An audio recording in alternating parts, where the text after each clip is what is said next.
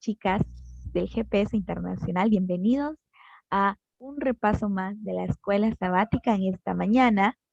Vamos a iniciar este lunes con buen pie. Vamos a iniciar esta semana bien, estudiando la palabra de Dios. Y esta persona es muy, muy especial. Tiene gran conocimiento y siempre nos ayuda a entender mejor la escuela sabática. Les damos una cordial bienvenida en esta mañana, Cristian, Diego,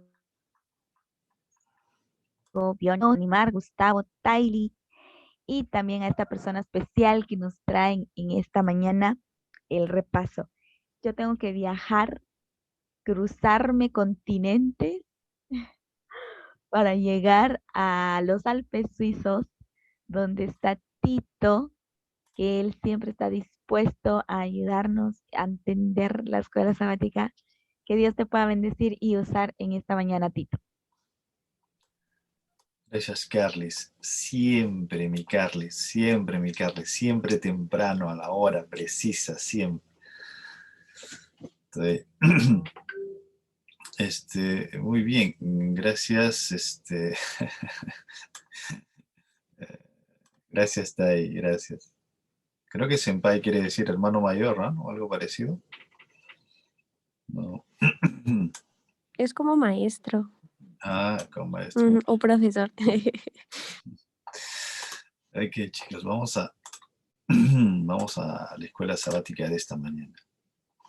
Está muy interesante, sobre todo desde el punto de vista, desde la óptica que le da la escuela sabática, la guía de estudios, le da una óptica un poquito interesante. Yo los voy a invitar a hacer este análisis. Vamos a hacer este análisis juntos, ¿ya? La escuela sabática empieza dándonos el ejemplo del álamo. Ustedes saben lo que es el álamo, ¿verdad? Ustedes saben que es un árbol que sus raíces se extienden en todo sitio y no hay, ¿cómo se llama? No hay límites para este árbol porque cabe en profundidad, cabe en exterioridad, pero sus raíces siempre se expanden, dando una seguridad de crecimiento, dando una seguridad, mostrándonos una complejidad, ¿no? Pero la lección también nos habla de que el álamo representa, o pues un buen ejemplo para darnos a entender lo que es el pecado, porque el pecado se extiende, ¿no? Se extiende, se ramifica y da, ¿cómo se llama? ¿Cómo podríamos decirlo? Da unos frutos. Miren lo que dice, vamos a empezar a ver cómo se sitúa la lección. La lección se llama el egoísmo. Del día de hoy habla del egoísmo.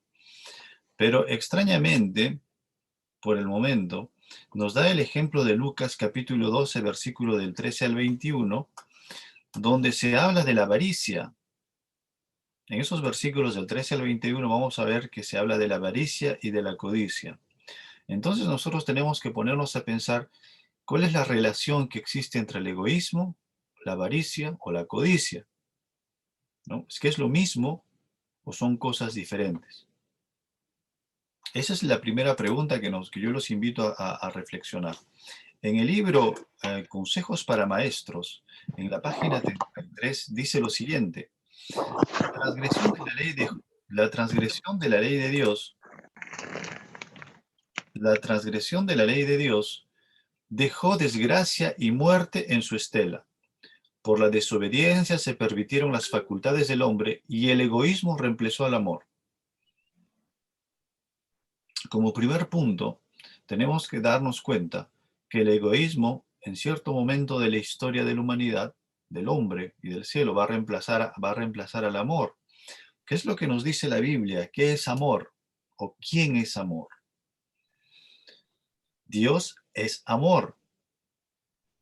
Entonces, vamos a darnos cuenta que el egoísmo va a reemplazar a Dios. Va a reemplazar a Dios. Y esto es muy importante saberlo, porque Porque si algo reemplaza a Dios, se convierte en idolatría, ¿no? Al Dios Todopoderoso, al Dios Creador del cielo y de la tierra, al Elohim, ¿no? Al Elohim, si algo lo va a reemplazar al Elohim, al Dios Creador, ¿ah? Acuérdense Génesis 1.1, Bereshit. Si algo va a reemplazar al Dios Todopoderoso, pues entonces estamos reemplazando al Dios Creador, y si lo reemplazamos, pues estamos cayendo en adoración. ¿Qué es el egoísmo? Vamos a ver qué es el egoísmo. El egoísmo, ¿quién me puede dar una definición? Vamos a ver si alguien me puede dar una definición de lo que es el egoísmo, ¿no? O algo parecido del egoísmo. ¿Qué es el egoísmo? ¿Ustedes han escuchado la palabra egocentrismo? Cuando uno le dice que eres muy egocéntrico, cuando tú piensas Yo en creo ti. que egoísmo es, Sí, Carly. perdón, yo creo que egoísmo es tener el yo por encima de todos, pensar solo en mí, en mí, en mí, en mí, en mí. Claro, pensar en solamente yo, claro, muy bien, Carles.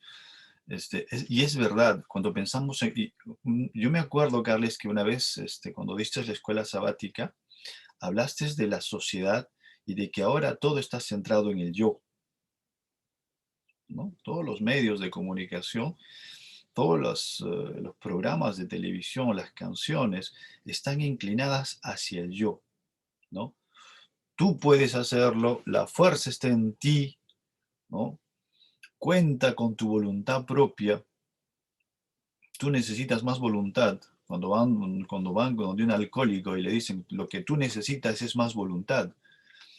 Y a veces, irónicamente, un alcohólico me va a decir, pues si yo lo que necesito voluntad, pues yo no necesito a tu Cristo, ¿no? Y nos damos cuenta cómo esta sociedad tan conformista va a empezar a reemplazar a nuestro Señor Jesús. Todo está centrado en el yo. Si ustedes se dan cuenta, los mensajes que dan ahora esos grandes oradores, dice, tú puedes, la fuerza está en ti, ¿no?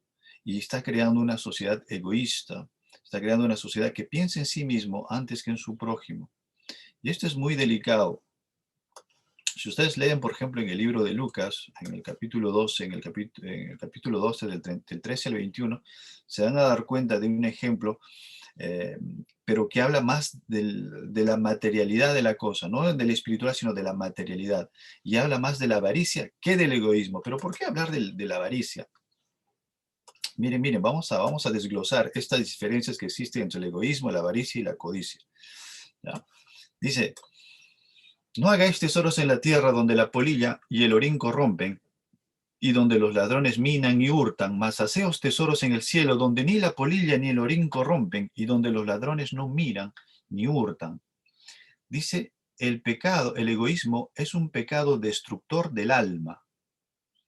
Bajo este encabezamiento se incluye la codicia y la avaricia, que son idolatría, lo que estamos mirando hace un momento, ¿no? ¿Se acuerdan del ejemplo del álamo que vimos cómo el árbol empieza a dar sus raíces en todo sitio? Pues de esta manera es el egoísmo. Una vez que está sembrado, pues los frutos del egoísmo, pues son la avaricia y la codicia. Y miren lo que dice el texto, esto es idolatría, ¿no? Dice, todas las cosas pertenecen a Dios, toda la prosperidad de que disfrutamos es resultado de la beneficencia divina. O sea, nosotros a veces, ¿por qué esta sociedad está centrada sobre unos mismos? Nosotros construimos los inmuebles, nosotros somos, parece como si este mundo fuese la Torre de Babel, ¿no? Y nosotros con nuestras propias fuerzas estuvimos levantándolo. Y nos olvidamos del Dios que es el que da la vida, el que da la fuerza, el que da la luz del cielo, el que da el aire, el que da el amor, el que no nos olvidamos a veces. A mí me gustan los testimonios que da Fabi, porque todos los días nos muestra que el Dios al que servimos es un Dios de detalles, es un Dios que se encuentra hasta en la más mínima flor, en la sonrisa de un niño, cuando los hijos nos dicen papá, mamá, o cuando simplemente sonreímos, o cuando un amigo nos da una palmada, o cuando nos felicitan, todo es eso, voluntad de Dios, porque el querer y el hacer vienen de Él, ¿no? Todo. El hecho de que usted se levante hoy día en la mañana, ¿no? Esa es voluntad de Dios, porque Él sostiene toda la creación. Y sosteniendo toda la creación, sostiene también a sus criaturas. Pero a veces nosotros estamos tan acostumbrados de levantarnos en la mañana, estamos acostumbrados a avanzar, a trabajar, que nos olvidamos de reconocer esas bendiciones pequeñitas, grandes y cotidianas. Y nos perdemos en nuestros pensamientos y en nuestra costumbre y en nuestra rutina y nos olvidamos de esto que es maravilloso. Y es por eso que a veces eso se convierte en idolatría. ¿Por qué? Porque pensamos más en nuestra vida, en nuestro trabajo, en nuestra familia, en nuestros hijos, antes que en el que nos dio todo eso. Dice, Dios es grande, bondadoso dador. Si Él requiere alguna parte de la provisión generosa que nos ha concedido, no es para enriquecerse en nuestros dones, porque Él nada necesita de nuestra mano, sino que es para que tengamos oportunidad de practicar la abnegación, el amor, las simpatías a nuestros semejantes y así seamos exaltados. Cuando estaba mirando el significado de lo que significa, del significado de lo que es avaricia, dice que en el Strong, en el 4124, es pleonexia, y dice que es un deseo codicioso de querer más. O sea, es un deseo. O sea, no nace, no es algo externo, eso nace en el corazón de la persona. Como origen de esta palabra tenemos esto que es pleonectes, que quiere decir que es más allá, que es un deseo interno, ¿no? Que es un deseo fuerte. Es por eso que solamente un deseo de esta manera que nace en el corazón del hombre puede reemplazar a Dios. Debemos tener mucho cuidado en ese sentido. La lección continúa, ¿no? A decirnos que esta parábola aparece solamente en el Evangelio de Lucas. Bueno, eso ustedes ya lo pueden leer. Y en vez de eso dice, opta por señalar con el dedo el problema subyacente más grande, es decir, el egoísmo. Aquí la lección tiene una pequeña laguna, una pequeña... Aquí la lección tiene una pequeña, ¿cómo diría? Una pequeña laguna en hacer la diferencia, porque o sea, nos da el versículo de Lucas, nos da los versículos de Lucas que habla de la codicia, y después hace referencia a este texto y nos dice que es el egoísmo, ¿no? Hay una laguna de relación entre lo que es avaricia y egoísmo. Yo les sugiero, cuando ustedes hagan el estudio, establecer bien esas diferencias para que puedan comprender mejor cuál es la implicación entre lo que es el egoísmo, la avaricia y la codicia. La lección solamente habla de egoísmo, pero el texto, una vez más, nos habla de codicia. ¿Ok? Bien, también nos van a dar este texto de Filipenses capítulo 2, versículos 5 y 8. Pero para mejor entendimiento, vamos a irnos a este texto desde el Ministerio Médico, en la página 241, y miren lo que cómo Dios considera a las personas que entran en el egoísmo. Dice, en este mundo debemos ser representantes de Cristo sobre la tierra, puros, amables, justos, misericordiosos, llenos de compasión, mostrando generosidad en palabras y obras. Dice, la avaricia y la codicia son vicios que Dios abomina. Y miren, aquí le llama vicio, ¿ah?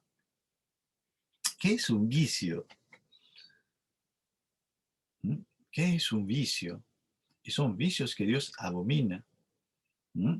Son frutos del egoísmo y del pecado. ¿Ven? Una vez más nos damos cuenta que la codicia y la avaricia, de lo que nos habla el texto de Lucas, son frutos del egoísmo. ¿Ya? No es lo mismo. Son frutos del egoísmo y son frutos como consecuencia también del pecado y estropean toda labor en la cual se les da entrada. Y eso es muy cierto. Y yo se los digo personalmente, a veces el egoísmo no simplemente es con cosas, con el dinero o con cosas materiales, sino el egoísmo va más allá, ¿no? Va hasta con pensamientos, ¿no? Yo guardo algo para mí. En una ocasión, cuando yo era profesor, hacía trabajos, bastantes trabajos, artículos y los escribía, y a veces otros colegas me los pedían, ¿no? Y a mí me costaba darles esta, yo decía, yo me he trasnochado, yo, yo he hecho estos artículos, todo, y no lo voy a compartir porque él lo va a utilizar. Y nace eso uno de querer guardar uno solo para mí, solo para nosotros. Inclusive hasta tenemos el egoísmo del evangelio, ¿no? A veces tenemos un egoísmo indirecto. Es decir, que tenemos todas estas verdades maravillosas y las guardamos solamente para nosotros, ¿no? Las guardamos simplemente para nosotros. ¿Por qué? A veces porque no queremos trabajar o simplemente porque tenemos, nos da flojera, somos perezosos. Dice, la rudeza y la tosquedad de carácter son imperfecciones que las escrituras condenan categóricamente como deshonras a Dios. Miren, cómo vamos del egoísmo, la avaricia, la codicia, y ahora dice rudeza y tosquedad de carácter. Una vez más, ¿no? El ejemplo del álamo, las raíces empiezan a desglosarse, ya empezamos con la avaricia, la codicia y tosquedad, rudeza, imperfecciones que la Escritura condena. Este texto de Patriarcas y Profetas, en la página 513, nos dice que la avaricia y la codicia es idolatría. Dice que la avaricia y la codicia es idolatría. Y nos da el ejemplo de Judas. Para esto me gustaría, ¿cómo se llama? Me gustaría hacerles un análisis, vamos a hacer una analogía de lo que le pasó a Judas. ¿Ah? De lo que le pasó a Judas. ¿Qué es lo que le pasó a Judas? Miren, Judas era una persona que estaba con Cristo todos los días. Podríamos decir que era un cristiano, que era vamos a decirle, un adventista, ¿ya? Él estaba con Cristo todos los días. Él establecía o conversaba con él, ¿no? Cuando estaba con Cristo, hablaba con él. Hizo milagros, ¿no? Porque fue uno de los bendecidos y uno de los que Cristo envió, e hizo milagros. Pero ¿qué es lo que pasó? Dice aquí, por ejemplo, que estaba poseído por el demonio del